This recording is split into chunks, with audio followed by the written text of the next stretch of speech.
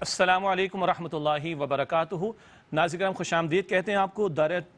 ترجمہ قرآن کا سلسلہ جاری ہے، سورہ آل عمران کا مطالعہ کر رہے ہیں اور مطالعہ ہم شروع کر رہے ہیں سورہ آل عمران کی آیت نمبر 78 سے۔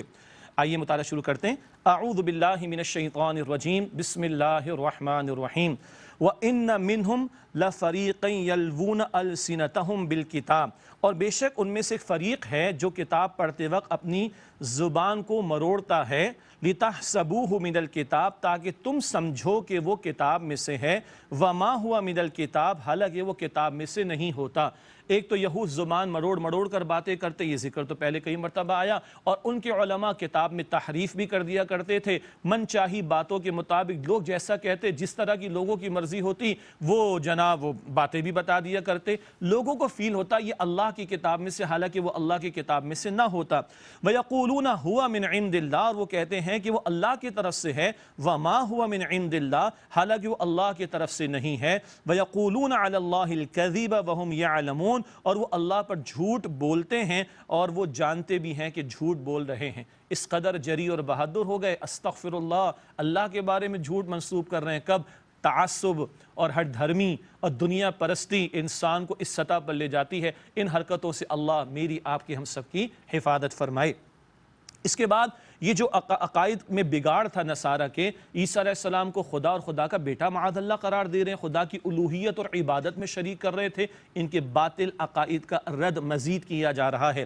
ما کان لبشر ان یؤتیہ اللہ الکتاب والحکم والنبوہ، کسی آدمی کے لیے شان نہیں کہ اللہ تعالیٰ اسے کتاب اور حکمت اور نبوت عطا کرے، ثم یقول للناس، پھر وہ لوگوں سے کہے، کونوا عبادا لی من دون اللہ، کہ تم اللہ کے بجائے میری عبادت کرو، میرے بندے بن جاؤ، استغفر اللہ، ولیکن کونوا ربانیین، بلکہ وہ تو یہی کہے گا، کونوا ربانیین، کہ تم اللہ والے بن جاؤ، بما کنتم تعلمون الکتاب، اسی کی تم کتاب سکھاتے ہو، وبما کنتم تدرسون، اور تم خود بھی کتاب پڑھتے ہو۔ اللہ سبحانہ وتعالی فرما رہا ہے، اللہ کسی کو نبوت عطا کرے تو وہ اللہ کی طرف پکارتا ہے، اللہ کی عبادت کی دعوت دیتا ہے، نہ کہ جو تم کہہ رہے ہو کہ وہ اپنی عبادت کی بات کرے۔ نہ، اللہ کے پیغمبر تو بندوں سے کہتے ہیں اللہ والے بنو، کتاب پڑھتے ہو، پڑھاتے ہو، تو کتاب کے پڑھنے پڑھانے کا حاصل کیا ہو؟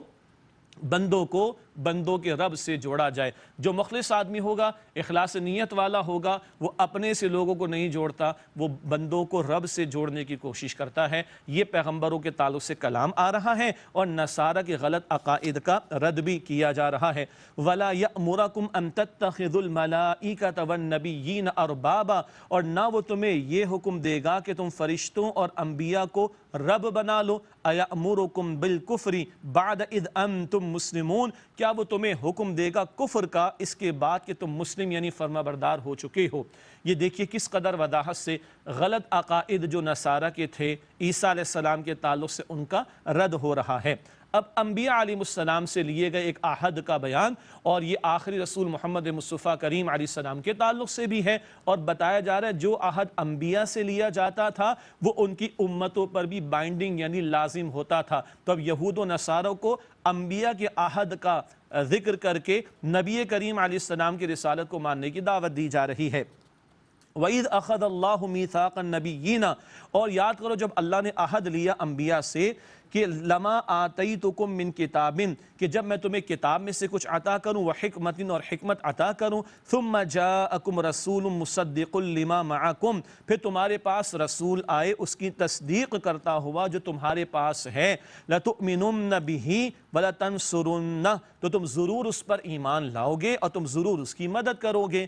قَالَ أَأَقْرَرْتُمْ وَأَخَذْتُمْ عَلَىٰ ذَلِكُمْ إِصْرِي، اللہ سبحانہ وتعالیٰ نے انبیاء سے فرمایا کیا تم نے اقرار کیا اور تم نے اس پر میرا عہد قبول کیا؟ قالوا اقررنا، انبیاء علیہ السلام نے عرض کیا کہ ہم نے اقرار کیا۔ قال، اللہ نے فرمایا فاشہدوا وَأَنَا مَعَكُم مِّنَ الشَّاہِدِينَ، پس تم گواہ رہو اور میں بھی تمہارے ساتھ گواہوں میں سے ہوں۔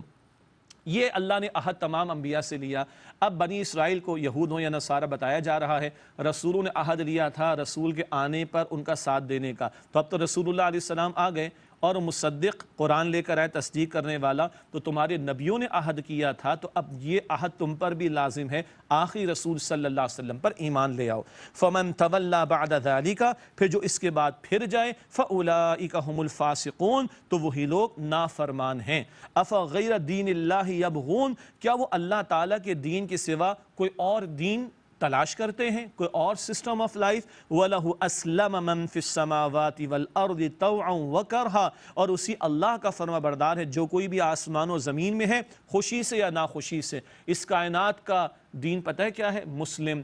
سورج اللہ کے حکم سے نکلتا ہے، اللہ کے حکم سے غروب ہوتا ہے۔ یہ گیلیکسیز موو کر رہی ہیں اپنے اپنے آربٹ کے اندر، ان کے سولر سسٹم موو کر رہے ہیں۔ یہ سب کچھ جو کچھ بھی ہے یہ سب مسلم ہے، اللہ کے حکم کا پابند۔ تو کائنات کا دین بھی کیا ہے؟ اسلام، فرما برداری، سرنڈر کر دینا اللہ کے حکم کے سامنے۔ وہی دعوت یہاں پر دین اسلام کے تعلق سے دی جا رہی ہے۔ وَإِلَيْهِ يُرْجَعُونَ، اور اسی اللہ سبحانہ وتعالیٰ کی طرف وہ لوٹائے جائیں گے۔ قل، اے نبی علیہ السلام فرما دیجئے، آمنا باللہ وما انزل علینا وما انزل علی ابراہیم، ہم ایمان لائے اللہ پر اور اس پر جو ہم پر نازل کیا گیا اور جو نازل کیا گیا ابراہیم علیہ السلام پر، واسماعیل واسحاق ویعقوب والاسباط وما اوتی موسیٰ وعیسیٰ والنبیون من ربہم، اور جو اسماعیل اور اسحاق اور یعقوب اور ان کی اولاد پر نازل ہوا، اور جو عطا کیا گیا موسیٰ اور عیسیٰ علیہ السلام کو، اور جو انبیاء کو ان کے رب کی طرف سے عطا کیا گیا، ہم سب پر ایمان لاتے ہیں۔ لا نفرق بین احد منہم، ہم ان میں سے کسی ایک کے درمیان بھی فرق نہیں کرتے۔ ونحن له مسلمون، اور ہم اسی اللہ سبحانہ وتعالیٰ کے مسلم یعنی فرما بردار ہیں۔ وہی مسلمانوں کا براڈ مائنڈڈ ہونا، سارے رسولوں پر ہمارا ایمان، کسی ایک کو کوئی نہ مانے وہ مسلمان نہیں ہو سکتا۔ وَمَن يَبْتَغِ غَيْرَ الْإِسْلَامِ دِينًا فَلَن يُقْبَلَ مِنْهُ، اور جو اسلام کے سوا کوئی اور دین اختیار کرے گا تو وہ ہرگز اس سے قبول نہیں کیا جائے گا۔ آیت نمبر 19 میں ہم نے پڑھا تھا آل عمران میں، ان اللہ کے ہاں دین تو فقط اسلام، اور اب بتایا جا رہا ہے اس آیت نمبر 85 میں اللہ کے ہاں اسلام کے سوا کوئی اور دین ہے ہی نہیں قابل قبول۔ اگر کوئی اور دین کوئی اختیار کرے، کوئی اور سسٹم آف لائف یا کوڈ آف لائف اختیار کرے، اللہ تعالیٰ کے قبول نہیں ہوگا۔ یہ آج ہمارا بگڑا ہوا تصور ہے کہ ہم نے نماز، زکوٰۃ، روزہ، چند عبادات تک اسلام کو محدود کر دیا ہے۔ اللہ نے جو دین عطا فرمایا وہ سسٹم آف لائف ہے، وہ کوڈ آف لائف ہے، وہ کمپلیٹ کوڈ آف لائف ہے۔ ہم نے البقرہ آیت نمبر 208 میں پڑھا پورے کے پورے اسلام میں داخل ہو جاؤ۔ ہم نے البقرہ آیت 85 میں پڑھا کچھ حکم مانو کچھ نہ مانو، یہ ایکسیپٹیبل نہیں اللہ سبحانہ وتعالیٰ کے ہاں۔ اور ہم پڑھیں گے انشاءاللہ تعالیٰ سورہ شورى کی آیت نمبر 13 میں، اقیموا الدین ولا تتفرقوا فیہ، اللہ کے دین کو قائم کرنے کی سٹرگل کرو، جد و جہد کرو، اور اس بارے میں کسی تفرقے میں مبتلا نہ ہو جاؤ۔ بندوں کا سسٹم نہیں، رب کا سسٹم چلے گا۔ خالق وہ ہے، مالک وہ ہے، حاکم بھی وہ ہے، زمین کا مالک وہ ہے، حکم بھی اس کا چلے گا، وہ ہے دین اسلام۔ تو اسلام کے سوا کوئی اور دین اگر کوئی اختیار کرے ہرگز وہ اس سے قبول نہیں کیا جائے گا۔ وَهُوَ فِي الْآخِرَةِ مِنَ الْخَاسِرِينَ، اور آخرت میں وہ خسارہ اٹھانے والوں میں سے ہوگا۔ کیف یہدی اللہ قوما کفروا بعد ایمانہم، کیسے اللہ تعالیٰ ہدایت دے گا کچھ لوگوں کو کہ جو کافر ہو گئے، کیسے ان لوگوں کو اللہ ہدایت دے جو کافر ہو گئے اپنے ایمان کے بعد؟ پچھلے پیغمبروں کو مانا، اب آخری پیغمبر آگے صلی اللہ علیہ وسلم دل گواہی دے رہے، بشارت موجود ہے، ایمان نہیں لاتے، کیسے؟ اب جو جانتے بوجھتے ہٹ درمی کا مظاہرہ کرے، کیسے پھر اللہ اس کو ہدایت دے؟ وَالشَّهِيدُ أَنَّ الرَّسُولَ حَقٌّ، اور وہ گواہی دے چکے ہیں کہ یہ رسول سچے ہیں۔ وَجَاءَهُمُ الْبَيِّنَاتُ، اور ان کے پاس کھلی نشانیاں آ چکی ہیں۔ وَاللَّهُ لَا يَهْدِي الْقَوْمَ الظَّالِمِينَ، اور اللہ ظالم لوگوں کو ہدایت نہیں دیتا۔ أُولَئِكَ جَزَاؤُهُمْ أَنَّ عَلَيْهِمْ لَعْنَةَ اللَّهِ وَالْمَلَائِكَةِ وَالنَّاسِ أَجْمَعِينَ، ایسے لوگوں کی سزا ہے کہ ان پر لعنت ہے اللہ کی اور فرشتوں کی اور تمام لوگوں کی۔ لعنت کا مطلب اللہ کی رحمت سے دوری۔ خالدین فیہا، وہ اس میں ہمیشہ رہیں گے۔ لا یخفف عنہم العذاب، ان سے عذاب ہلکا نہ کیا جائے گا۔ ولا ہم ینظرون، اور نہ انہیں مہلت دی جائے گی۔ کس بات کی مہلت؟ دنیا میں چانس ایک مرتبہ ملا، آخرت میں تو ہر کوئی کہے گا اللہ ایک چانس اور دے دے۔ نہیں، زندگی ایک دفعہ اللہ نے دی ہے، ٹائم پاس کرنے کے لیے نہیں، سوچ سمجھ کر گزارنے کے لیے، کوئی مہلت نہیں دی جائے گی۔ ہاں إِلَّا الَّذِينَ تَابُوا مِن بَعْدِ ذَلِكَ، مگر یہ کہ جو لوگ اس کے بعد توبہ کریں۔ آج مہلت عمل ہے، آج مہلت کا معاملہ ہے اور سمجھ آ گئی ہے، توبہ کر لیں۔ وَأَصْلَحُوا، اور اصلاح کر لیں۔ اصلاح کیا ہے؟ یہود و نصارہ تو آخری رسول پر ایمان لائیں صلی اللہ علیہ وسلم، اور اپنے معاملات کو درست کر لیں۔ تو اصلاح یہ ہے کہ عملاً اطاعت اختیار کر لیں اللہ کے پیغمبر کے علیہ السلام فرمایا کہ فَإِنَّ اللَّهَ غَفُورٌ رَحِيمٌ، پس بے شک اللہ غفور بہت بخشنے والا، رحیم نہایت رحم فرمانے والا ہے۔ توبہ کا دروازہ کھلا ہے، بندہ کتنا بڑا گناہگار کیوں نہ ہو جائے، مہلت عمل باقی ہے، موت سے پہلے پہلے توبہ کا دروازہ کھلا ہوا ہے، تب توبہ کر لے، سچی توبہ کر لے، اللہ معاف فرما دے گا، وہ غفور ہے، وہ رحیم ہے۔ ہاں الحمدللہ مسلمان ہیں، گناہ تو کر بیٹھے ہیں نا، یہ راتیں ہیں مانگنے والے، یہ دن ہے مانگنے والے، یہ مہینہ ہے اللہ کو راضی کرنے والا۔ اللہ مجھے اور آپ کو توفیق دے ہم سچی اور پکی توبہ کرنے والے ہوں۔ ان الذین کفروا بعد ایمانہم، بے شک جن لوگوں نے کفر کیا اپنے ایمان کے بعد، ثم ازدادوا کفرا، پھر وہ کفر میں بڑھتے چلے گئے، لم تقبل توبتہم، ان کی توبہ ہرگز قبول نہیں کی جائے گی، واولئک ھم الضالون، اور وہی لوگ گمراہ ہیں۔ اب قیامت کے دن کی کیفیت سنیے گا، کیا حسرتیں ہوں گی بندوں کی، توجہ۔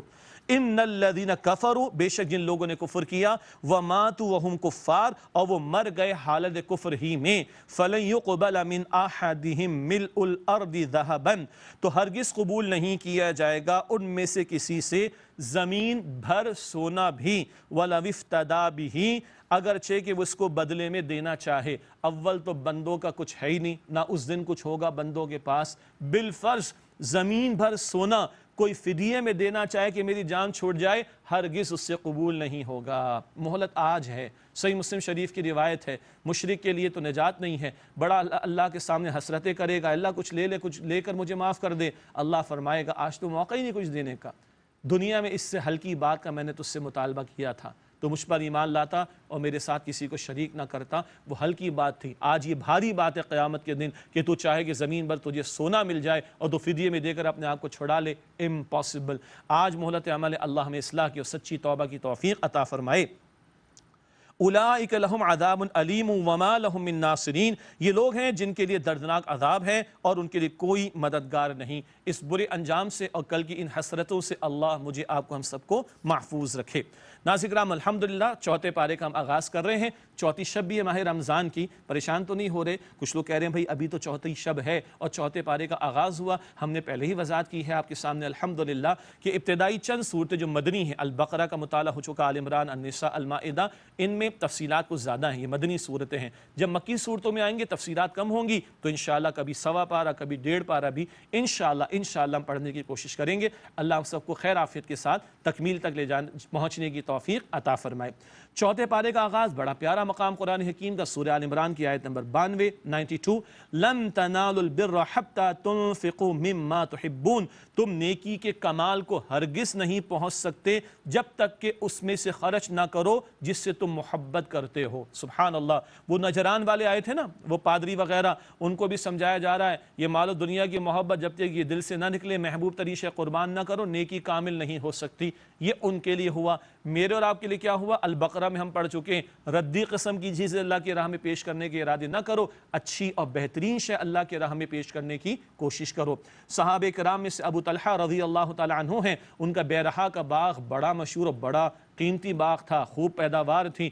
اللہ کے رسول کے پاس آئے، یا رسول اللہ یہ سب سے قیمتی ہے، سب سے زیادہ مجھے محبوب ہے، میں نے اللہ کی راہ میں پیش کیا۔ حضور نے فرمایا کہ اچھا تمہارے عم زاد، تمہارے چچا زاد وغیرہ جو ضرورت مند ہیں ان کے اوپر بھی خرچ کرو۔ یہ صحابہ ہیں، ادھر حکم آ رہا ہے، ادھر تقاضا آ رہا ہے، اینڈ دین اینڈ دیر عمل ہو رہا ہے۔ قرآن کے ساتھ اللہ یہ محبت مجھے اور آپ کو بھی عطا فرمائے، یہ ذوق و شوق مجھے آپ کو بھی عطا فرمائے، سمجھتے رہیں اور حکم آئے فوراً لبیک کہیں، پکار پر لبیک کہیں اللہ کی اور عمل کریں۔ ہم بھی اپنی محبوب شے، مال بھی ہو سکتا ہے، اولاد بھی ہو سکتی ہے، انٹلیکٹ بھی ہو سکتی ہے، جسمانی صلاحیت بھی ہو سکتی ہے، اور بھی کچھ ہو سکتا ہے، اللہ کی راہ میں مخلوق کی خدمت کے لیے بھی اور اللہ کے کلمے کی سربلندی کے لیے لگائیں۔ اللہ ہم سب کو توفیق عطا فرمائے۔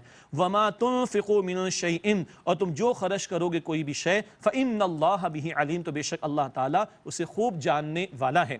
ایک معاملہ سیدنا یعقوب علیہ السلام کے تعلق سے آ رہا ہے، ان کا لقب اسرائیل، وہ ابھی لفظ آگے آیا چاہتا ہے، خاص ایک ان کا معاملہ تھا، اور مفسرین نے لکھا کہ کوئی بیماری وغیرہ کا معاملہ تھا، تو اونٹ کا گوشت انہوں نے اپنے لیے روک لیا تھا۔ اس پر یہود نے اعتراض کر دیا مسلمانوں پر، تم اونٹ کا گوشت کھا تو یہ تو حرام ہے۔ اس کی وضاحت اللہ فرما رہا ہے، ارشاد ہوا کل الطعام کان حلا لبنی اسرائیل، تمام کھانے بنی اسرائیل کے لیے حلال تھے، الا ما حرم اسرائیل علی نفسہ، سوائے وہ جو اسرائیل کس کا لقب ہے؟ یعقوب علیہ السلام کا، سوائے وہ جو یعقوب علیہ السلام نے اپنے اوپر حرام کر لیا تھا، کوئی خاص بیماری وغیرہ کا معاملہ، من قبل ان تنزل التوراۃ، اس سے پہلے کہ تورات نازل ہو، یہ کوئی اللہ کا حکم نہیں آیا تھا، ان کو کوئی معاملہ پیش آ گیا تھا، اس کی وجہ سے اونٹ کا گوشت وہ استعمال نہیں کر رہے تھے، اور یہ تو تورات سے پہلے کا معاملہ۔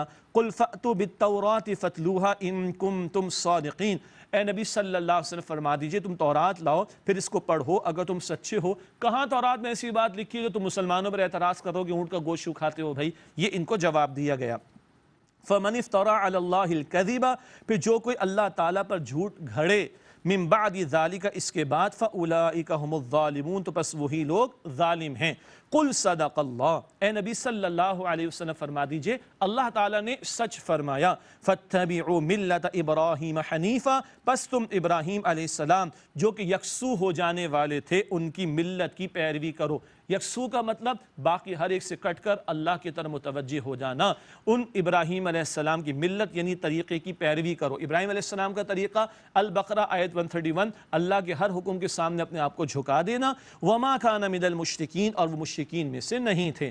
ان اول بیت وضع للناس للذی ببکہ، بے شک سب سے پہلا گھر جو مقرر کیا گیا لوگوں کے لیے وہ ہے جو بکہ میں ہے۔ جی لفظ کو توجہ سے سنیے گا، بکہ یہ مکہ کا پرانا نام ہے۔ پہلے دن سے وہ اللہ کا گھر بیت اللہ شریف موجود، اور ایک رائے ابراہیم حضرت آدم علیہ السلام، ایک رائے ہے آدم علیہ السلام کے عہد میں انہوں نے تعمیر فرمائی، اور اس دن سے یہ پہلا گھر اللہ سبحانہ وتعالیٰ کا مقرر ہے، اللہ تعالیٰ کی عبادت کے لیے جو لوگوں کے لیے مقرر ہوا۔ اس گھر کی برکات کا بیان، مبارکن برکت والا ہے، وہدی للعالمین، اور تمام جہانوں کے لیے ہدایت کا باعث ہے۔ اس وقت کرونا وائرس کے معاملات ہیں، حرمین شریفین میں بھی بہت ہی محدود انداز سے عبادات کا معمول جاری ہے۔ یا اللہ تو تمام شہروں کو، حرمین شریفین کو بھی، ہمارے شہروں کو، ہمارے ملکوں کو اللہ رحمت عطا فرما، برکت عطا فرما، عافیت عطا فرما، امن عطا فرما، سلامتی عطا فرما، وہاں بھی رونقیں بحال ہو جائیں، ہماری مساجد میں بھی رونقیں بحال ہو جائیں، ہمارے شہروں میں رونقیں بحال ہو جائیں، حرمین شریفین کی حاضری ہم سب کو میسر آ جائیں۔ دعا کریں اللہ ہم سب کو عطا فرما۔ مبارکن وہ برکت والا ہے، وہدی للعالمین، اور تمام جہان کے لیے وہ ہدایت کا باعث ہے۔ فیہ آیات بینات مقام ابراہیم، اس میں کھلی نشانیاں ہیں، واضح نشانیاں ہیں، جیسے کہ مقام ابراہیم۔ اس کے بارے میں مفسرین نے لکھا وہ ایک جنت کا ہی پتھر جس پر کھڑے ہوتے ابراہیم علیہ السلام اور اسماعیل علیہ السلام، وہ بلند ہوتا اور وہ اللہ کے گھر کی تعمیر فرما رہے تھے۔ از نو البقرہ میں ہم پڑھ چکے ہیں اس تفصیل کو۔ ومن دخلہ کان آمنا، اور جو اس میں داخل ہو جائے وہ امن پا جاتا ہے، وہ امن کا گھر ہے، وہ امن کا مقام ہے۔ اللہ اس کو مزید امن عطا فرمائے اور اس کے ذریعے اللہ ہمیں امن عطا فرمائے۔ ومن دخلہ کان آمنا، اور جو اس میں داخل ہو گیا وہ امن پا گیا۔ وللہ علی الناس حج البیت من استطاع الیہ سبیلا، اور اللہ کا حق ہے لوگوں پر جو اللہ کے گھر تک پہنچنے کی استطاعت رکھتا ہو وہ اللہ کے گھر کا حج کرے۔ زندگی میں ایک مرتبہ ایک بندہ مومن پر جو استطاعت رکھتا ہو اس کے لیے حج کرنا فرض ہے۔ اللہ مجھے آپ کو ہم سب کو توفیق عطا فرمائے۔ دل سے عرض کروں حج کا تعلق پیسوں سے نہیں ہے، وہ تو اللہ کہاں سے اسباب عطا فرما دے، اللہ علی کل شیء قدیر ہے۔ طلب ہونی چاہیے، تڑپ ہونی چاہیے، مانگنا چاہیے اللہ سبحانہ وتعالیٰ سے۔ فرمایا وَلِلَّهِ عَلَى النَّاسِ حِجُّ الْبَيْتِ مَنِ اسْتَطَاعَ إِلَيْهِ سَبِيلًا، اور اللہ کا حق ہے لوگوں پر، لوگوں کے ذمے جو اللہ کے گھر تک پہنچنے کی استطاعت رکھتا وہ اللہ کے گھر کا حج کرے۔ وَمَنْ كَفَرَ، اور جس نے کفر کیا، فَإِنَّ اللَّهَ غَنِيٌّ عَنِ الْعَالَمِينَ، تو بے شک اللہ تعالیٰ جہان والوں سے بے نیاز ہے۔ یہاں کفر سے مراد عملی کفر ہے، جو استطاعت کے باوجود حج نہ کرے عملاً کفر کر رہا ہے، استغفر اللہ۔ تو اللہ بے نیاز ہے جہان والوں سے، نہ کرو، تمہارا اپنا معاملہ ہے، اللہ کو تمہارے حج عمروں کی کوئی حاجت نہیں، استغفر اللہ اکبر۔ حدیث شریف میں آیا، ابن ماجہ شریف کی روایت ہے، نبی اکرم صلی اللہ علیہ وسلم نے ارشاد فرمایا جس کو نہ کسی ظالم بادشاہ نے روکا، نہ کوئی بیماری کا معاملہ تھا، نہ کوئی اور رکاوٹ تھی، اور استطاعت بھی تھی، پھر بھی وہ اللہ کے گھر کا حج نہیں کرتا، تو اللہ سبحانہ وتعالیٰ کو اس کی کوئی حاجت نہیں، یہ یہودی ہو کر مرے یا نصرانی ہو کر مرے۔ اللہ اکبر۔ اللہ سے مانگیں اللہ تعالیٰ وہاں رونقیں بھی بحال فرمائے، اور اللہ ہم سب کو حج اور عمرے کی سعادت اور روضہ رسول صلی اللہ علیہ وسلم تک کی حاضری نصیب فرمائے۔ قل یا اہل الکتاب، اے نبی صلی اللہ علیہ وسلم فرما دیجئے اے اہل کتاب، لما تکفرون بآیات اللہ، تم کیوں اللہ تعالیٰ کی آیات کا انکار کرتے ہو؟ بڑے خوبصورت انداز میں، بڑے پیارے انداز میں، بڑے اپیلنگ انداز میں اب یہ کلوزنگ ریمارکس آ رہے ہیں، یہ خطاب نصارہ کے تعلق سے، اہل کتاب کے تعلق سے مکمل ہو رہا ہے، ان کو سمجھایا جا رہا ہے، دعوت دی جا رہی ہے قبول حق کی۔ قل یا اہل الکتاب، اے نبی علیہ السلام فرمائیے اے اہل کتاب، لما تکفرون بآیات اللہ، تم کیوں اللہ تعالیٰ کی آیات کا انکار کرتے ہو؟ واللہ شہید علی ما تعملون، اور اللہ تعالیٰ اس پر گواہ ہے جو کچھ تم کرتے ہو، سب اللہ کے علم ہے۔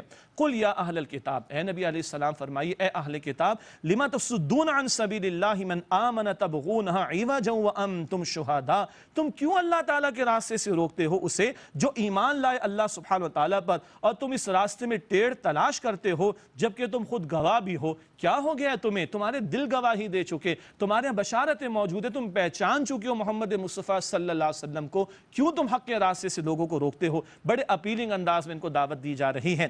وَمَا اللَّهُ بِغَافِلٍ عَمَّا تَعْمَلُونَ، اور اللہ تعالیٰ اس سے بے خبر نہیں ہے، اے لوگو جو کچھ تم کرتے ہو سب کچھ اللہ کے علم میں ہے۔ یا ایھا الذین آمنوا، اے وہ لوگو جو ایمان لائے ہو، ان تطیعوا فریقا من الذین اوتوا الکتاب، اگر تم ان لوگوں کے ایک فریق کی بات مانو گے جنہیں کتاب عطا کی گئی، یردوکم بعد ایمانکم کافرین، تو وہ اہل کتاب تمہارے ایمان لانے کے بعد تمہیں حالت کفر میں پھیر دیں گے۔ اگر ان کی بات مانو گے تو تم حالت کفر کی طرف چلے جاؤ گے۔ چوکنا رہنے کو کہا جا رہا ہے مسلمانوں کو۔ وَكَيْفَ تَكْفُرُونَ، اور تم کیسے کفر کرو گے؟ وَأَنْتُمْ تُتْلَى عَلَيْكُمْ آیات اللہ، حالانکہ تم پر اللہ تعالیٰ کی آیات کی تلاوت کی جاتی ہے۔ وَفِيكُمْ رَسُولُهُ، اور تمہارے درمیان اللہ کے رسول صلی اللہ علیہ وسلم موجود ہیں۔ حق تمہارے سامنے ایمان والوں کھل کر آ گیا، تم تو مان چکے ہو۔ اگر تم اللہ پر ایمان مضبوط رکھو گے، نبی پاک علیہ السلام پر ایمان مضبوط رکھو گے تو پھر ان کی سازشوں سے بچ سکو گے۔ وَمَن يَعْتَصِم بِاللَّهِ، اور جو کوئی مضبوطی سے اللہ کو مراد اس کی رسی کو تھام لے، فقد ہدی الی صراط مستقیم، تو اسے تو سیدھے راستے کی طرف ہدایت عطا کر دی گئی۔ اللہ ہم سب کو صراط مستقیم پر مزید استقامت عطا فرمائے۔ ناظرین کرام، الحمدللہ یہاں تک پہنچ کر 10 رکوع سورہ آل عمران کے مکمل ہوئے، 20 رکوع ہیں۔ اب اگلے 10 رکوعوں میں نبی پاک صلی اللہ علیہ وسلم کی امت سے خطاب ہے، جو انداز البقرہ میں تھا، پہلے یہود سے خطاب، پھر نبی پاک علیہ السلام کی امت سے خطاب۔ اس صورت میں بھی وہی انداز کے نصارہ کے تعلق سے خطاب مکمل، اور اب نبی پاک علیہ السلام کی امت سے خطاب ہو رہا ہے۔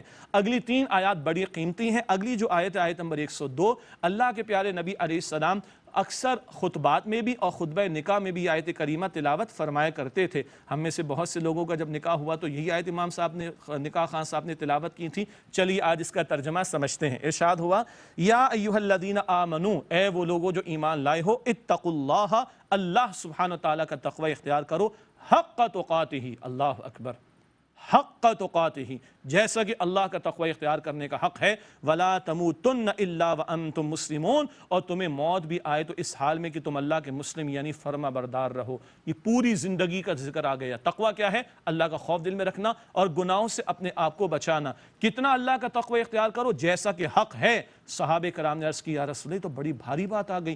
حضور نے فرمایا کہ تسلی رکھو۔ پھر اللہ نے فرمایا سورہ تغابن کی آیت نمبر 16 میں، مستطعتم، جتنا تمہارے بس میں ہے اتنا تو اللہ کا تقوی اختیار کرو۔ اور رمضان کے روزے تقوی پیدا کرتے ہیں، حلال کو چھوڑے تو حرام سے بچنے والے تو بن جائیں، اور محنت کریں گے تو اللہ مزید تقوی کی توفیق عطا فرمائے گا۔ اور اسی کی انتہائی شکل کیا ہے؟ زندگی بھر کا مطالبہ، مرتے دم تک مسلم رہنا، موت بھی آئے تو اسلام کی حالت پر آئے۔ اللہ ہم سب کو اسلام کی حالت پر زندہ رکھے اور ایمان پر خاتمہ نصیب فرمائے۔ ناظرین کرام، یہ سلسلہ کلام جاری رہے گا، ایک وقفہ لیتے ہیں، پھر انشاءاللہ آپ سے ملاقات ہوگی اور دورہ ترجمہ قرآن کے سلسلے کو جاری رکھیں گے انشاءاللہ۔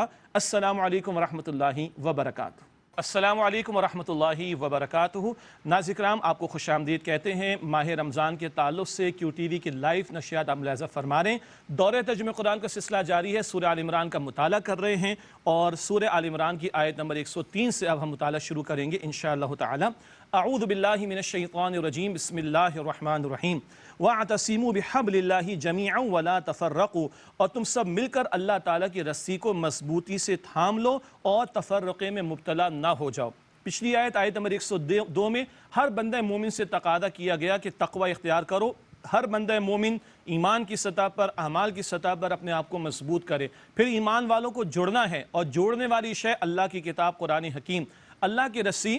حضور علیہ السلام نے فرمایا ترمذی شریف کی روایت بھی ہے، صحیح مسلم شریف کی روایت بھی ہے، وَهُوَ حَبْلُ اللَّهِ الْمَتِينَ، یہ قرآن اللہ تعالیٰ کی مضبوط رسی ہے، اور اللہ کی رسی کو تھامنے کا مطلب اس کے حقوق کو ادا کرنا، اس پر دل و جان سے ایمان بھی ہو، اس کی تلاوت کی جائے، اس کو سمجھنے کا اہتمام ہو، اس کے احکام پر عمل اور ان کے نفاذ کی جد و جہد کی جائے، اور اس کے پیغام کو دوسروں تک پہنچانے کی کوشش کی جائے۔ یہ کریں گے تو قرآن کو تھام سکیں گے۔ قرآن کہہ رہا ہے وَلَا تَفَرَّقُوا، اور آپس میں تفرقے میں مبتلا نہ ہو جاؤ۔ فرقہ واریت اور گروہ بندیاں جو آج ہمارے معاشرے میں ہیں، ان کا ایک بہت بڑا حل یہ ہے قرآن کو عام کیا جائے، قرآن سے جوڑنے کی کوشش کی جائے۔ اللہ تو چاہتا ہے فجر میں قرآن، ظہر میں قرآن، عصر میں قرآن، مغرب میں قرآن، عشاء میں قرآن، جتنا قرآن سے قریب ہوں گے یہ تفرقے ختم ہوں گے انشاءاللہ، یہ گروہ بندیاں ختم ہوں گی۔ 14 صدیوں پہلے صحابہ کرام کے درمیان قرآن کا نزول ہوا، صاحب قرآن موجود ہیں، اس قرآن کی برکت سے کیا ہوا؟ فرمایا وَاذْكُرُوا نِعْمَةَ اللَّهِ عَلَيْكُمْ، اور اپنے اوپر اللہ تعالیٰ کی نعمت کو یاد کرو، اِذْ كُنْتُمْ أَعْدَاءً، جبکہ تم ایک دوسرے کے دشمن تھے، فَأَلَّفَ بَيْنَ قُلُوبِكُمْ، بس اللہ سبحانہ وتعالیٰ نے تمہارے دلوں میں الفت ڈال دی، فَأَصْبَحْتُمْ بِنِعْمَتِهِ إِخْوَانًا، بس تم اس کے فضل سے بھائی بھائی ہو گئے، وَكُنْتُمْ عَلَى شَفَا حُفْرَةٍ مِّنَ النَّارِ، اور تم آگ کے گڑھے کے کنارے پر پہنچ چکے تھے، فَأَنْقَذَكُمْ مِنْهَا، تو اللہ تعالیٰ نے تمہیں اس سے بچا لیا، كَذَلِكَ يُبَيِّنُ اللَّهُ لَكُمْ آیَاتِهِ، اسی طرح اللہ تعالیٰ تمہارے لیے اپنی آیات واضح فرماتا ہے، لعلکم تہتدون، تاکہ تم ہدایت پاؤ۔ وہ صحرا کا علاقہ جہاں کبھی گھوڑا آگے بڑھا دینے پہ جھگڑا، کبھی پانی پہلے پلا دینے پہ جھگڑا ہوتا تھا، جب قرآن آیا ہے اور صاحب قرآن آئے صلی اللہ علیہ وسلم، تم بھائی بھائی ہو گئے، اور تم جہنم کی آگ کے قریب، گھڑے کے قریب پہنچ چکے تھے، اللہ نے بچا لیا، اللہ سبحانہ وتعالیٰ نے دلوں میں الفت ڈال دی۔ ہمارا بھی تذکرہ ہو رہا ہے، آج اگر ہم چاہتے ہیں نفرتیں ختم ہو، دشمنیاں ختم ہو، آج ہم چاہتے ہیں کہ ہم بھائی بھائی بن جائیں، آج ہم چاہتے ہیں کہ خیر میں آگے بڑھ جائیں، آج ہم چاہتے ہیں کہ ہدایت میں آگے بڑھ جائیں، قرآن سے جڑنا ہوگا۔ یہ دورہ ترجمہ قرآن، یہ کوشش ہے قرآن فہمی کی، ہم اس میں اور آگے بڑھنا، اللہ ہم سب کو توفیق عطا فرمائے۔ تو ایمان والوں کو جوڑنے والی شے قرآن حکیم، جڑنے کے بعد کیا کرنا ہے؟ یہ اجتماعیت کیا کرے گی؟ فرمایا آگے وَلْتَكُمْ مِنْكُمْ أُمَّةٌ يَدْعُونَ إِلَى الْخَيْرِ، اور چاہیے کہ تم میں سے ایک جماعت ہو جو خیر کی طرف بلائے، وَيَأْمُرُونَ بِالْمَعْرُوفِ، اور بھلائی کا حکم دے، وَيَنْهَوْنَ عَنِ الْمُنْكَرِ، اور بدی سے روکے۔ اب جماعتی زندگی اختیار کرو، اکیلے کی زندگی پسندیدہ بات نہیں، اجتماعیت اختیار کرو، خیر کی طرف بلاؤ۔ خیر کا ترجمہ بھلائی کا بھی ہے، اور خیر کا رفظ سورہ نحل کی آیت نمبر 30 میں قرآن کے لیے بھی آیا۔ قرآن تمہیں جوڑ رہا ہے، اب تم قرآن کی طرف لوگوں کو بلاؤ تاکہ جڑتے چلے جاؤ، اور جڑ کر اس امت کے افراد نے کیا کرنا ہے؟ نیکی کا حکم دینا ہے، بدی سے روکنا ہے۔ یہ آیت نمبر 104 کا مطالعہ کر رہے ہیں، ابھی 6 آیات کے بعد آیت نمبر 110 میں یہی ذکر مزید آئے گا انشاءاللہ۔ پوری امت نے یہ کام کرنا ہے، لیکن امت بائی لارج اگر سو رہی ہے تو جن میں رمق ہے وہ جاگے، اجتماعیت اختیار کرے، قرآن کی طرف لوگوں کو دعوت دیں، خیر کی طرف لوگوں کو بلائیں، نیکی کا حکم دیں اور بدی سے روکیں۔ فرمایا وَأُولَئِكَ هُمُ الْمُفْلِحُونَ، اور یہی لوگ فلاح پانے والے ہیں۔ کامیابی کے لیے تقوی بھی اختیار کرنا ہے، قرآن سے بھی جڑنا ہے، اس کے حقوق بھی ادا کرنے، اور مل جل کر امت والا کام کرنا ہے، نیکی کا حکم دینا، بدی سے روکنا، تو فلاح ملے گی۔ اللہ انہی لوگوں میں ہم سب کو شامل فرمائے۔ ارشاد ہوا وَلَا تَكُونُوا كَالَّذِينَ تَفَرَّقُوا، اور ان لوگوں کی طرح نہ ہو جاؤ جو متفرق ہو گئے، وَاخْتَلَفُوا مِن بَعْدِ مَا جَاءَهُمُ الْبَيِّنَاتُ، اور باہم اختلاف کرنے لگے اس کے بعد کہ ان کے پاس واضح احکام آ گئے۔ وہی نصارہ اور یہود کا معاملہ ہٹ دھرمی اور تعصب اور حسد کی وجہ سے انہوں نے اختلاف کر کے حق کو رد کر دیا، اس کو قبول نہ کیا، ایسے لوگوں کی طرح نہ ہو جانا۔ وَأُولَئِكَ لَهُمْ عَذَابٌ عَظِيمٌ، اور یہی لوگ ہیں ان کے لیے بہت بڑا عذاب ہے۔ اللہ اس برے انجام سے ہم سب کی حفاظت فرمائے۔ قیامت کے دن چہرے کیسے ہوں گے یہ بیان آگے آ رہا ہے۔ ارشاد ہوا یوم تبیض وجوہ وتسود وجوہ، جس دن بعض چہرے روشن ہوں گے، سفید ہوں گے، اور بعض چہرے سیاہ ہوں گے۔ فَأَمَّا الَّذِينَ اسْوَدَّتْ، پس جن کے سیاہ ہوں گے چہرے، فَأَمَّا الَّذِينَ اسْوَدَّتْ وُجُوهُهُمْ، پس جن کے چہرے سیاہ ہوں گے، کالے، اکفرتم بعد ایمانکم، کہا جائے گا کیا تم نے اپنے ایمان کے بعد کفر کی روش اختیار کی؟ فذوقوا العذاب بما کنتم تکفرون، تو اب عذاب چکھو کیونکہ تم کفر کرتے تھے۔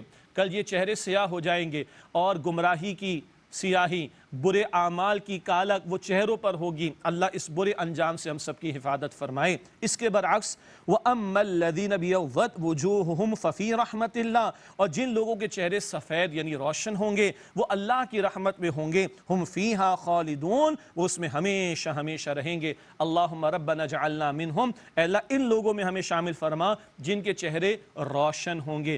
آج ایمان کی محنت ہو اس کا نور ہوگا انشاءاللہ، نیک اعمال کی محنت ہو اس کا نور ہوگا انشاءاللہ جو کل چہروں پر ہوگا۔ اللہ کل ہمیں روشن چہرے عطا فرمائے اور سیاہ چہرے ہونے سے ہمارے چہروں کو اللہ محفوظ فرمائے۔ تلک آیات اللہ نتلوها علیک بالحق، یہ اللہ تعالیٰ کی آیات ہیں اے نبی صلی اللہ علیہ وسلم، ہم ٹھیک ٹھیک یعنی حق کے ساتھ آپ پر تلاوت کرتے ہیں۔ وَمَا اللَّهُ يُرِيدُ ظُلْمًا لِلْعَالَمِينَ، اور اللہ تعالیٰ جہان والوں پر کوئی ظلم کرنا نہیں چاہتا، اللہ تعالیٰ تو ایسا بالکل نہیں چاہتا۔ یہ لوگ ہیں جن کے برے کرتوت ہوتے ہیں جن کی وجہ سے اللہ کی پکڑ میں وہ مبتلا ہوتے ہیں۔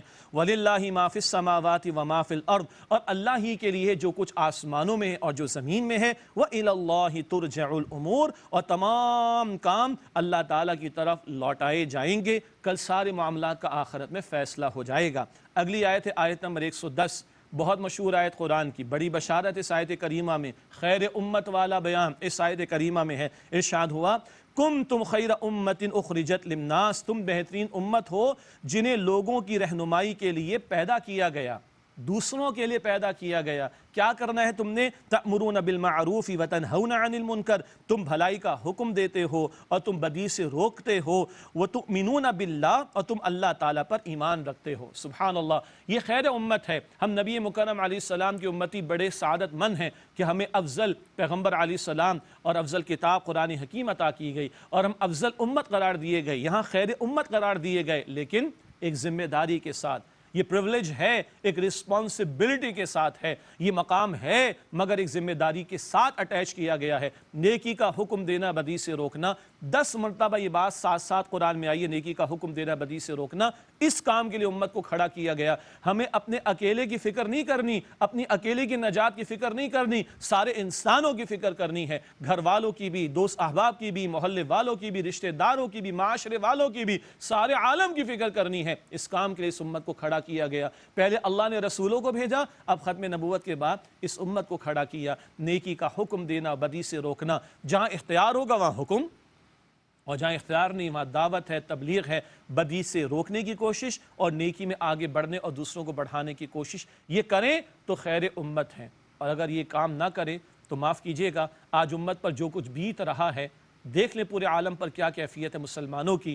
اس کی وجہ امت اس فریضے کو بائی لارج ادا کرنے کی کوشش نہیں کر رہی۔ آج اگر ہم عروج چاہتے ہیں، آج اگر ہم واقعتاً فضیلت چاہتے ہیں، قرآن بتا رہے نیکی کا حکم دینا ہوگا، بدی سے روکنا ہوگا، ہر فرد کو یہ کام کرنا ہے اور ذمہ داروں کو بھی اپنی ذمہ داری کو ادا کرنا ہے۔ فرمائے کہ وَتُؤْمِنُونَ بِاللَّهِ، اور تم ایمان رکھتے ہو اللہ سبحانہ وتعالی پر۔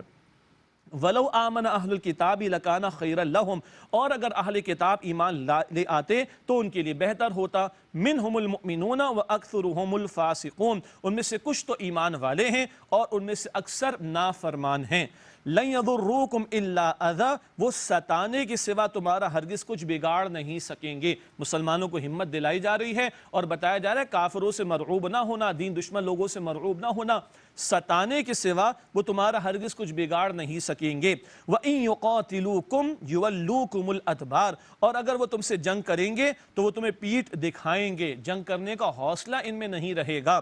ثُمَّ لَا يُنصَرُونَ، پھر ان کی مدد نہیں کی جائے گی۔ یہ خاص اشارہ یہود کی طرف ہے، انہوں نے کھلے میدان میں آ کر مسلمانوں کا کبھی مقابلہ نہ کیا۔ آگے ان کی ذلت اور رسوائی کا مزید ذکر آ رہا ہے۔ فرمایا ضُرِبَتْ عَلَيْهِمُ الذِّلَّةُ، ان پر ذلت تھوپ دی گئی، أَيْنَمَا ثُقِفُوا، جہاں کہیں بھی وہ پائے جائیں، إِلَّا بِحَبْلٍ مِّنَ اللَّهِ، سوائے یہ کہ اللہ کے عہد میں آ جائیں، وَحَبْلٍ مِّنَ النَّاسِ، اور لوگوں کے عہد میں آ جائیں۔ یعنی کہیں اسلامی حکومت قائم ہو اور اس کی بالادستی قبول کر لے اور جزیہ دینے پر آمادہ ہوں تو ان کو پروٹیکشن دے دی جائے گی، یا کئی لوگ ان کو کچھ پناہ دے دیں جیسے نصارہ نے کبھی یہود کو دی تو چلو ٹھیک ہے کچھ ان کو سہولت مل جائے گی، ادروائز تو ان کے لیے ذلت اور محتاجی تھوپ دی گئی تھی۔ ہاں آج کا تنازع ذرا مختلف ہے. اہل ایمان کو سوچنا چاہیے کہ آج یہ یہود کس طرح دشمنیاں کر رہے ہیں، اور مسلمان جب واقعتاً ایمان کے تقاضوں کو پورا کریں گے تو اللہ کی مدد ان کے شامل حال ہوگی اور ان کے سامنے کو کھڑا نہیں رہ سکے گا.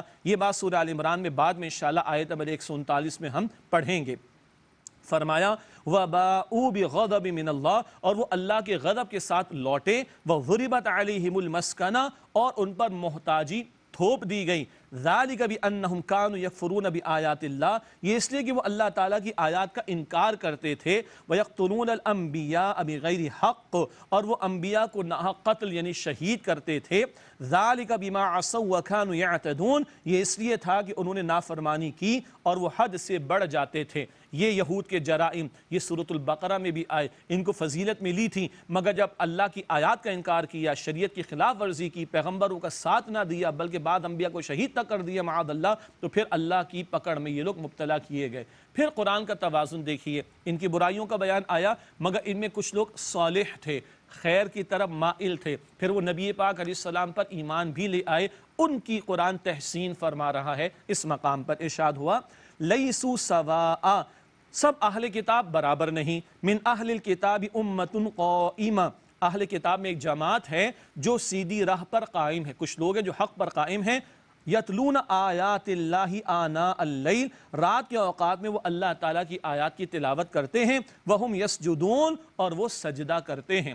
الحمدللہ پاکستانی وقت کے مطابق ہم بھی رات کے ہی اوقات میں قرآن کریم کی آیات کی تلاوت کر رہے ہیں، سمجھنے کی کوشش کر رہے ہیں. اللہ قبول فرمائے، اللہ اور ذوق و شوق عطا فرمائے. اہل کتاب میں سے نیک لوگوں کا بیان، اور یہ وہ جو حضور علیہ السلام پر پھر ایمان بھی لے آئے بعد میں. وہم یسجدون، اور وہ سجدہ کرتے ہیں. یؤمنون باللہ والیوم الآخر، وہ ایمان رکھتے ہیں اللہ پر اور آخرت کے دن پر. ویأمرون بالمعروف وینہون عن المنکر، اور وہ نیکی کا حکم دیتے اور بدی سے روکتے ہیں. ویسارعون فی الخیرات، اور وہ نیک کاموں میں تیزی دکھاتے ہیں. سبحان اللہ، تیزی ہم بھی بہت دکھا رہے ہیں. کہاں دکھا رہے ہیں؟ غور کرنا چاہیے. کمپٹیشن ہمارے بھی بہت ہے، ریٹنگ کے معاملات، فیم کا معاملہ، آگے بڑھ جانا، آگے نکل جانا. کہاں؟ وَيُسَارِعُونَ فِي الْخَيْرَاتِ، وہ خیر کے کاموں میں تیزی دکھاتے ہیں. اللہ ہمیں نیکیوں میں آگے بڑھنے کی توفیق عطا فرمائے. وَأُولَئِكَ مِنَ الصَّالِحِينَ، اور یہی لوگ نیکوکاروں میں سے ہیں. وَمَا يَفْعَلُ مِنْ خَيْرٍ فَلَنْ يُكْفَرُ، اور جو وہ نیکی کا عمل کریں گے تو ہرگز اس کی ناقدری نہیں کی جائے گی. وَاللَّهُ عَلِيمٌ بِالْمُتَّقِينَ، اور اللہ تعالیٰ متقین سے خوب واقف ہے. ان الذين كفروا لن تغني عنهم اموالهم ولا اولادهم من الله شيئا، بے شک جن لوگوں نے کفر کیا ہرگز اللہ سبحانہ وتعالیٰ کے مقابلے میں نہ ان کے مال اور نہ ہی ان کی اولاد کچھ بھی کام آئیں گے. جو کفر کے روش پر ہیں، دنیا میں ہو سکتا ہے خوشحالی مل جائے، مال و اسباب مل جائے، اولاد بھی فلرش کر جائے، لیکن کل اللہ کی پکڑ کے مقابلے میں جب اللہ کا عذاب ہوگا تو نہ اولاد کام آئے گی نہ مال کام آئے گا. وَأُولَئِكَ أَصْحَابُ النَّارِ، اور یہ لوگ آگ والے ہیں. ہم فیہا خالدون، وہ اس میں ہمیشہ رہیں گے. اللہم اجرنا من النار، اے اللہ ہم سب کو آگ کے عذاب سے محفوظ فرما. اس کے بعد وہ لوگ جو دکھاوے کے لیے مال خرچ کرتے ہیں یا دکھاوے کا کوئی عمل کرتے ہیں، ان کے لیے ایک مثال بیان کی جا رہی ہے. مثل ما ينفقون في هذه الحیات الدنیا، ان کی مثال جو خرچ کرتے ہیں اس دنیا میں، کمثل ریح، ایسی ہے جیسے کہ ہوا ہو، فیہا سر، اس میں سخت ٹھنڈ ہو، اصابت حرث قوم ظلموا انفسهم، وہ جا لگے ایسی قوم کی کھیتی کو جن لوگوں نے اپنی جانوں پر ظلم کیا، فاہلکت، پھر اس کو تباہ کر دے. یعنی جو دکھاوے کا مال خرچ کر رہے ہیں، کچھ ہاتھ پلے نہیں پڑے گا، کھیتی ہو اور آگ آ جائے اس پر تو پھر کیا ہے، سب کچھ تباہ ہو جائے. یا زور کی آندھی چلے تو وہ ریزہ ریزہ کر دے، سب کچھ تباہ ہو جائے. دکھاوے کا عمل اس کا کوئی ثواب نہیں ہے، بلکہ دکھاوے کا عمل تو شرک ہے مسند احمد کی روایت کے مطابق. وما ظلمهم اللہ، اور اللہ سبحانہ وتعالیٰ نے ان پر کوئی ظلم نہیں کیا. ولکن انفسهم یظلمون، بلکہ وہ خود اپنی جانوں پر ظلم کرتے تھے. کیا ظلم ہے؟ اپنی اوقات کو بندہ بھول جائے، اللہ کی بندگی کے تقاضوں کو فراموش کر دے، مخلوق میں سے کسی کو خوش کرنے کے لیے دکھاوے کا عمل کرے. اس سے بڑھ کر بندہ اور اپنے ساتھ کیا زیادتی کرے گا. یا ایھا الذین آمنوا، اے وہ لوگو جو ایمان لائے ہو، لا تتخذوا بطانۃ من دونکم، اپنوں کے سوا کسی کو رازدار نہ بناؤ، لا یألونکم خبالا، وہ تمہاری خرابی میں کوئی کمی نہیں کرتے۔ اب حق و باطل کے مارکے سج رہے ہیں، مدینہ شریف کے اندر قتال کا میدان بھی سجا اور اس تعلق سے ہدایات بھی آئی ہیں، تو مسلمانوں کو بتایا جا رہا ہے غیروں کو رازدار نہ بنانا۔ مسلمانوں کے راز ہوا کرتے ہیں، انٹیلیجنس انفارمیشن ہوا کرتی ہے، یہ دوسروں کے ساتھ شیئر نہ کرنا، یہ دوسروں کو غیروں کو رازدار نہ بنانا، وہ تمہاری خرابی میں کوئی کمی نہیں کرنا چاہتے۔ دین دشمنوں کا ذکر ہو رہا ہے۔ وَدُّوا مَا عَنِتُّمْ، وہ چاہتے ہیں کہ اے مسلمانوں تم تکلیف پاؤ۔ قَدْ بَدَتِ الْبَغْضَاءُ مِنْ أَفْوَاهِهِمْ، ان کی دشمنی ان کے منہ سے ظاہر ہو چکی ہے، ان کی باتیں سامنے آتی رہتی ہیں۔ کس طرح دین دشمن قسم کے لوگ اس وقت اہل کتاب میں سے کچھ لوگ تھے، آج بھی ہیں، دین دشمن لوگ کس طرح زبان استعمال کر کے مسلمانوں پر طنز کے تیر چلاتے ہیں، کریکٹر اسیسینیشن کرتے ہیں، اعتراضات کرتے ہیں وغیرہ۔ وما تخفی صدورہم اکبر، اور جو ان کے سینوں میں چھپا ہوا ہے وہ اس سے بھی بڑھ کر ہے، اور ان کے دلوں کے اندر نفرتیں ہیں مسلمانوں تمہارے خلاف۔ قد بینا لکم الآیات ان کنتم تعقلون، ہم نے تمہارے لیے یقیناً آیات کو کھول کر بیان کر دیا ہے اگر تم سمجھو۔ اللہ تعالیٰ تو وعدے کر رہا ہے، پھر مسلمانوں کو مزید تاکید ہو رہی ہے۔ صحابہ کرام میں سے وہ لوگ جو مدینہ شریف میں پہلے سے آباد تھے، انصار مدینہ، یہود کے ساتھ ان کے کچھ تعلقات بھی تھے ماضی کے اعتبار سے، تو یہ مسلمان بڑے نیک نیتی کے ساتھ توقع رکھتے تھے کہ یہ یہود قبول کر لیں گے، ان کے تعلق سے چوکنا رہنے کی تلقین کی جا رہی ہے۔ ارشاد ہوا ہاں انتم اولائی تحبونہم، یہ تمہیں تو ہو جو ان سے محبت کرتے ہو، ولا یحبونکم، اور وہ تم سے محبت نہیں کرتے۔ ماضی کے تعلقات کی وجہ سے جب تعلقات ہوتے تو محبتیں بھی ہوتی ہیں۔ وتؤمنون بالکتاب کلہ، اور اے مسلمانوں تم ساری کتابوں پر ایمان رکھتے ہو، تم تو تورات انجیل جو اصل شکل میں نازل ہوئی ان پر بھی ایمان رکھتے ہو۔ ان کا معاملہ ہے کہ رسول اللہ علیہ السلام کو نہیں مانتے، قرآن حکیم کو نہیں مانتے۔ وَإِذَا لَقُوكُمْ قَالُوا آمَنَّا، اور جب اے مسلمانوں تم سے ملتے کہتے ہم ایمان لائے، یہ یہود میں سے کچھ منافقت والی روش اختیار کرنے والوں کا بیان۔ وَإِذَا خَلَوْا عَضُّوا عَلَيْكُمُ الْأَنَامِلَ مِنَ الْغَيْظِ، اور جب اکیلے میں ہوتے ہیں تو وہ تم پر غصے سے انگلیاں کاٹتے ہیں۔ انگلیاں کاٹنا یعنی شدید نفرت کا اظہار ہے کہ یہ چانس کیوں مس ہو گیا ان کو نقصان پہنچانے کا، یہ ہے ان کی شرارت یہود کی خاص طور پر۔ قُلْ مُوتُوا بِغَيْظِكُمْ، اے نبی علیہ السلام فرما دیجئے تم اپنے غصے میں مر جاؤ۔ إِنَّ اللَّهَ عَلِيمٌ بِذَاتِ الصُّدُورِ، بے شک اللہ سبحانہ وتعالیٰ سینوں کی باتوں سے اور رازوں سے خوب واقف ہے۔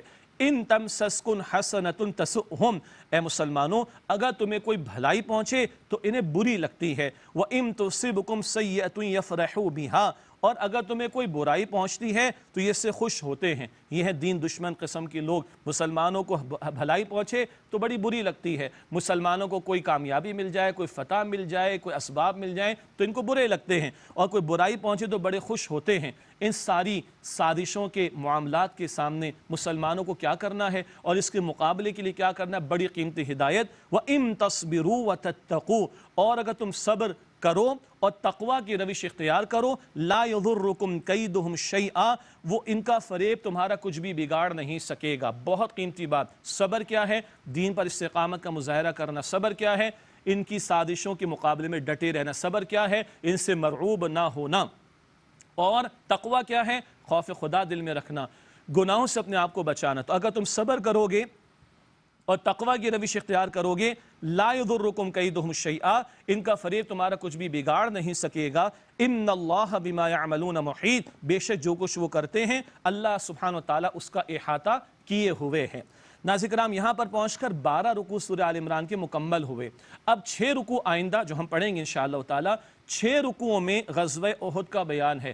شوال 2 ہجری میں شوال 3 ہجری میں غزوہ احد کا معاملہ پیش آیا، اور مسلمانوں کے مقابلے میں 3000 کا کم و بیش لشکر کفار نے مشرکین نے تیار کیا تھا۔ کچھ تفصیل تو بعد میں انشاءاللہ آپ کے ہمارے سامنے آئے گی، لیکن شوال کا مہینہ اور 3 ہجری کی بات ہے۔ بدر 2 ہجری میں ہو چکا، شکست ہوئی تھی کفار کو، اس کا بدلہ لینے کا ان کا ارادہ تھا، بڑی تیاریوں کے ساتھ ہی آئیں گے۔ 1000 کا لشکر حضور نے بھی تیار کیا تھا، مشاورت حضور نے فرمائی تھی صلی اللہ علیہ وسلم۔ بعد میں عبداللہ بن ابی جو منافقین کا سردار تھا، 300 منافقین کو لے کر علیحدہ ہو گیا اور اس سے مسلمانوں کو اندر ہی اندر نقصان پہنچانے کی کوشش کی۔ تفصیلات کچھ مزید آئندہ آپ کے سامنے رکھیں گے، چند آیات کا ذکر کرتے ہیں۔ وَإِذْ غَدَوْتَ مِنْ أَهْلِكَ تُبَوِّئُ الْمُؤْمِنِينَ مَقَاعِدَ لِلْقِتَالِ۔ اور اے نبی صلی اللہ علیہ وسلم یاد کیجئے جب آپ صبح سویرے نکلے اپنے گھر سے، ایمان والوں کو جنگ کے مورچوں پر بٹھانے لگے، واللہ سمیع علیم، اور اللہ تعالیٰ خوب سننے والا، علم رکھنے والا ہے۔ حضور نے جنگ کا میدان بھی سجایا، حضور نے سپہ سالار بن کر بھی دکھایا، راہ خدا میں کلمے کی سربلندی کے لیے، اللہ کے دین کی سربلندی کے لیے جنگ کر کے بھی دکھائی۔ فرمایا اِذْ هَمَّتْ طَائِفَتَانِ مِنْكُمْ أَن تَفْشَلَا وَاللَّهُ وَلِيُّهُمَا۔ یاد کرو جب تم میں سے دو گروہ نے کچھ ارادہ کیا کہ ہمت ہار دیں، اور اللہ تعالیٰ ان کا پشت پناہ تھا۔ یہ سچے مخلص ایمان والے تھے، بنو سلمہ بنو حارثہ کے دو قبیلے، کچھ ایک مرعوبیت کی بات کفار کی، ایک بشری تقاضے کے تحت کمزوری آئی، لیکن مخلص تھے۔ اللہ نے بڑے پیارے الفاظ عطا فرمائے، واللہ ولیہما، اور اللہ سبحانہ و تعالیٰ ان کا مددگار تھا، اللہ نے ان کی ہمت باندھی اور ان کو استقامت عطا فرمائی۔ وعلی اللہ فلیتوکل المؤمنون، اور ایمان والوں کو چاہیے کہ وہ اللہ سبحانہ و تعالیٰ ہی پر بھروسہ کریں۔ یہ ہے اہم ترین بات، کفار کے مقابلے میں، دین دشمنوں کے مقابلے میں ایمان والوں کا توکل اللہ پر، ایمان والوں کا بھروسہ اللہ سبحانہ و تعالیٰ پر ہوگا تو اللہ تعالیٰ کی مدد ان کے شامل حال ہوگی۔ تفصیلی بیان انشاءاللہ آئندہ کے نشستوں میں ہمارے اور آپ کے سامنے آئے گا۔ آج کا مطالعہ ہم یہیں پر ہی روکتے ہیں، اور اللہ تعالیٰ کے حضور اخلاص کے ساتھ اور دل کی پوری گہرائی کے ساتھ آئیے ہم دعا کا اہتمام کر کے آج کی مجلس کو مکمل کرنے کی کوشش کریں۔ بسم اللہ الرحمن الرحیم، یا ذا الجلال والاکرام، یا ارحم الراحمین، یا اکرم الاکرمین، یا مالک الملوک، یا رب السماوات والارض، اللہم صلی علی محمد وعلی آل محمد وبارک وسلم۔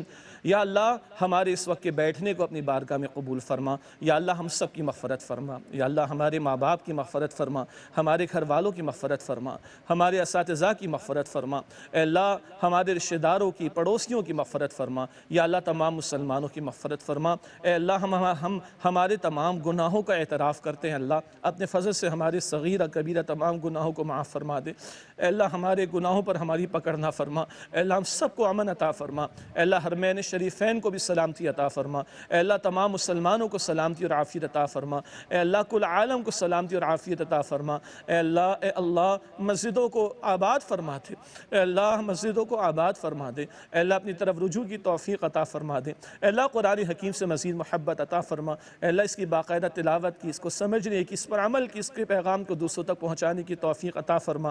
اے اللہ ہم کمزور ہیں، اے اللہ تو علی کل شیء قدیر ہے، اللہ تو ہمیں قوت عطا فرما، اے اللہ روزوں کی، تراویح کی توفیق عطا فرما، تمام نمازوں کی حفاظت کی توفیق عطا فرما، اے اللہ بندوں کے ساتھ حسن سلوک کی توفیق عطا فرما، اے اللہ جتنے لوگ بیمار ہیں سب کو ایمان کے ساتھ شفائے کلی عطا فرما، اے اللہ جو لوگ محتاج ہیں ان کی محتاجی میں اے اللہ تو ہی ان کے لیے کافی ہو جا، اے اللہ ہماری مشکلات کو دور کر دے، اے اللہ آسانی عطا فرما دے، اے اللہ رحمت عطا فرما دے، اے اللہ ہم تیرے بھکاری ہیں، اے اللہ تیرے محتاج ہیں، اے اللہ اپنے ہی محتاج بنا، اے اللہ محتاجوں کی محتاجی سے ہم سب کی حفاظت فرما، اے اللہ ہم سب کو اسلام پر زندہ رکھ، اے اللہ ہمیں ایمان پر خاتمہ نصیب فرما، اے اللہ ہم سب کے حساب کو آسان فرما، اے اللہ قیامت کی ذلت اور رسوائی سے بچا، اے اللہ روز قیامت نبی اکرم علیہ السلام کی شفاعت نصیب فرما، اے اللہ ہم سب سے راضی ہو جا، اے اللہ ہم سب سے راضی ہو جا، اے اللہ ہم سب سے راضی ہو جا، اے اللہ ہمیں جہنم کی آگ سے بچا لے، اے اللہ جنت الفردوس عطا فرما دے، اے اللہ اپنی رضا عطا فرما دے، اے اللہ اپنی رضا عطا فرما دے۔ ربنا آتنا في الدنيا حسنة وفي الآخرة حسنة وقنا عذاب النار ربنا تقبل منا إنك أنت السميع العليم وتب علينا إنك أنت التواب الرحيم وصلى الله على النبي الكريم وعلى آله وأصحابه أجمعين آمين برحمتك يا أرحم الراحمين۔